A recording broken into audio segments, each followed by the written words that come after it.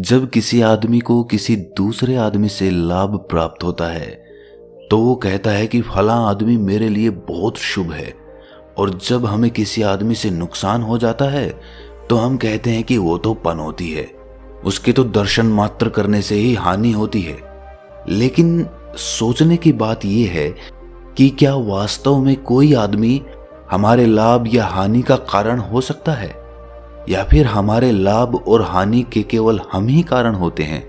और इस प्रकार के अनेक ज्ञान समाज में फैले हुए हैं, जैसे कि किसी बिल्ली ने रास्ता काट दिया तो मतलब मेरा दिन बेकार हो गया, या फिर मुझे सुबह सुबह किसी उजले हंस का दर्शन हो गया तो मेरा दिन तो बहुत अच्छा होने वाला है।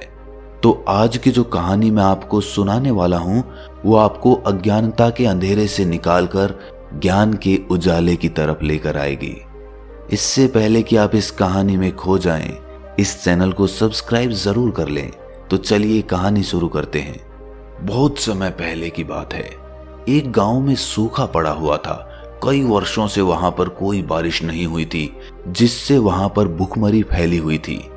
लोगों ने बारिश करवाने के लिए अनेक विधियां अपनाई, मंत्रोच्चारण, हवन वगैरह वगैरह, लेकिन फिर भी वहां पर बारिश नहीं हुई। फिर एक दिन उस गांव में एक आदमी के एक बच्ची जन्म लेती है।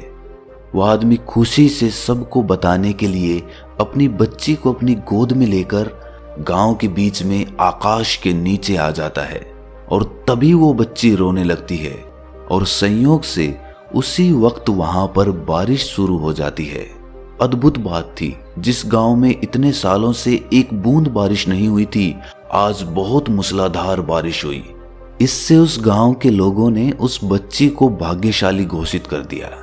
उन्होंने कहा कि ये बच्ची तो देवी का रूप है, इसके आते ही इतनी मूसलाधार बारिश हुई। इसीलिए उन्होंने उस बच्ची का नाम भाग्यवती रख दिया।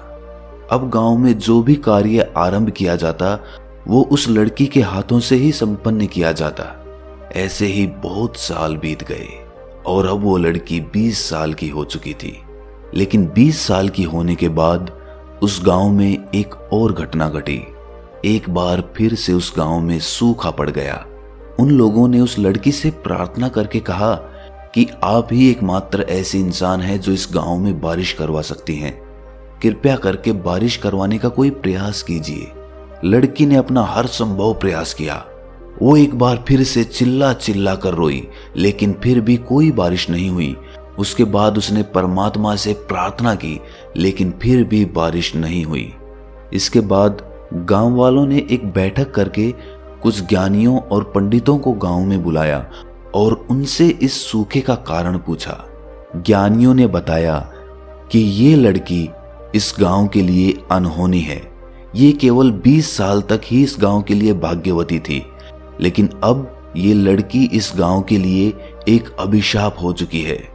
अगर तुम लोग अपने गांव से ये अभिशाप हटाना चाहते हो तो इस लड़की को कल सुबह वैसे ही यहाँ पर उपस्थित होना होगा जिस प्रकार उसने जन्म लिया था। मतलब उसे वहां पर निर्वस्त्र होकर आना होगा। उसी दिन रात के वक्त उस लड़की के पिता ने भाग्यवती को उस गांव से भगा दिया। लड़की अपने गांव को छोड़कर भागी चली जा रही थी। वो थककर चूर हो चुकी थी।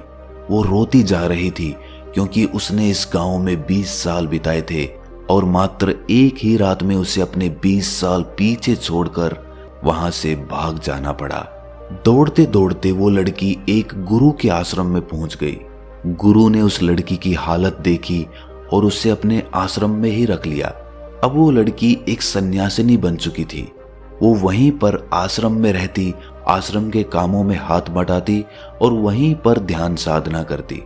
एक दिन उस लड़की ने अपने गुरु से पूछा कि गुरुजी, एक बात बताइए, इस दुनिया में कोई वस्तु या फिर कोई आदमी अनहोनी हो सकता है, और उसी प्रकार क्या कोई वस्तु या कोई आदमी भाग्यशाली हो सकता है?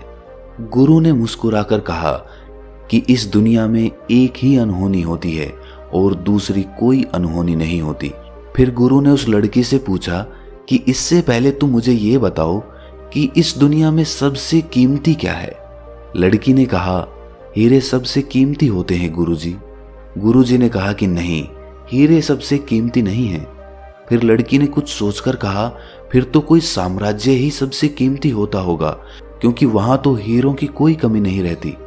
इस पर गुरुजी ने कहा कि नहीं, ये भी सबसे कीमती नहीं है।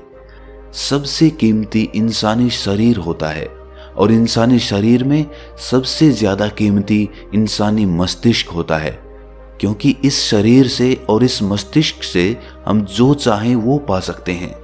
इस मस्तिष्क से तुम हीरे भी कमा सकती हो, तुम साम्राज्य भी खड़ा कर सकती हो।